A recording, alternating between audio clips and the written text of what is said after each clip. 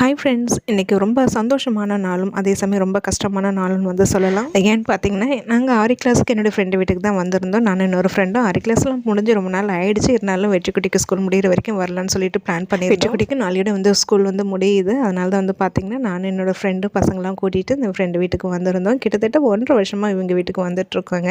இந்த 1.5 வருஷம் எப்படி போச்சுன்னே வந்து தெரியல. ஆரி கிளாஸ் முடிஞ்சும் நாங்கள் இங்கே வந்துட்டு இருந்தாங்க. வெற்றிக்குட்டியை ஸ்கூலில் விட்டுட்டு அப்படியே இங்கே வந்துடுவோம். இங்கே தான் வந்து ஒன்றா உட்காந்து டிஃபன் வந்து சாப்பிட்றது, அதுக்கப்புறம் ஆர்டர் ப்ளவுஸ் இல்லை எங்களோட ப்ளவுஸில் ஆரி ஒர்க் போடுறது இருந்தால் இங்கே வந்து போட்டுக்கிறது.